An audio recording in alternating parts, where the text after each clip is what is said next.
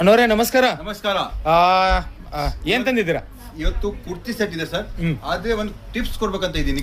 ಹೇಳಿ ಹೇಳಿ ಹೇಳೋಣ. ಬಿಸ್ನೆಸ್ ಟಿಪ್ಸ್ ಏನಂದ್ರೆ ನೋಡಿ, ಸಸ್ತಾ ನೀವೇನ್ ಸೇಲ್ ಮಾಡ್ತಿರೋ, ಲೋ ಕ್ವಾಲಿಟಿ ಯಾರು ಲಾಟ್ ತಗೊಂಡ್ ಬರ್ತಿರೋ, ಲಾಟ್ ಏನ್ ಸೇಲ್ ಮಾಡ್ತಿರೋ, ಅದು ನೀವು ಕಸ್ಟಮರ್ ಹಿಂದೆ ಹುಡ್ಕೊಂತ ಹೋಗ್ಬೇಕಾಗತ್ತೆ. ಹೌದು. ಅದೇ ನೀವು ಬ್ರಾಂಡೆಡ್ ಐಟಮ್ ಮಾಡ್ತಿರೋ, ಒಳ್ಳೆ ಪ್ರಾಡಕ್ಟ್ ಮಾಡ್ತಿರೋ, ಕಸ್ಟಮರ್ ನಿಮಗೆ ಹುಡ್ಕೊಂತ ಬರ್ತಾರೆ. ಫಾರ್ ಎಕ್ಸಾಂಪಲ್, ನೀವು ನೋಡ್ತೀರಾ ಮನಿ ಹತ್ರ ಅಲ್ಲಿ ಸೈಕಲ್ ಮೇಲೆ ಬೀದಿ ಮೇಲೆ ಹತ್ರ ಬರ್ತಾರೆ. ಅವ್ರು ಏನ್ ಮಾಡ್ತಾರೆ, ನಮ್ಮ ಹತ್ರ ಸೇಲ್ ಆಗಿಲ್ಲ ವರ್ಷದಲ್ಲಿ, ಅದು ಲಾಟ್ ಎತ್ಕೊಂಡ್ ಬರ್ತಾರೆ. ಅವ್ರು ಮತ್ತೆ ಮನಿ ಹೋಗಿ ಸೇಲ್ ಮಾಡ್ತಾರೆ. ಅದೇ ನೀವು ಶೋರೂಮ್ ನಲ್ಲಿ ಹೋಗ್ತೀರಾ, ಮಾಲ್ ನಲ್ಲಿ ಹೋಗ್ತೀರಾ, ಅಲ್ಲಿ ಬ್ರಾಂಡೆಡ್ ಶೋರೂಮ್ ಇದೆ, ನೀವು ಅವ್ರಿಗೆ ಹುಡ್ಕೊಂತ ಅಲ್ಲಿ ಅಂಗಡಿ ಕೊಟ್ಟ ಹೋಗ್ತೀರಾ. ಯಾಕೆ ಹೋಗ್ತೀರಾ? ಅಲ್ಲಿ ಬ್ರಾಂಡೆಡ್ ಐಟಮ್. ಆಮೇಲೆ 2 ಲೇಡೀಸ್ ಕುಂತಾರೆ.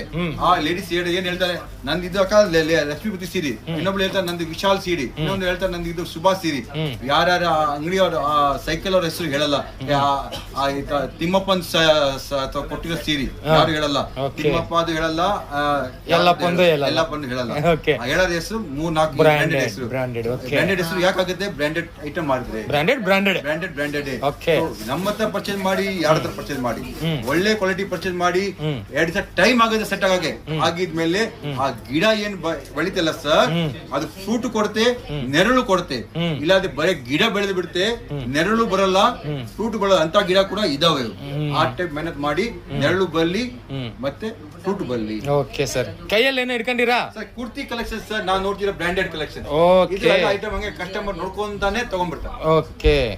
ಸೊ ಜಾಸ್ತಿ ಕಷ್ಟಪಡಬೇಕಾಗಿರುವ ಅವಶ್ಯಕತೆ ಇಲ್ಲ. ಎಸ್. ಓಕೆ.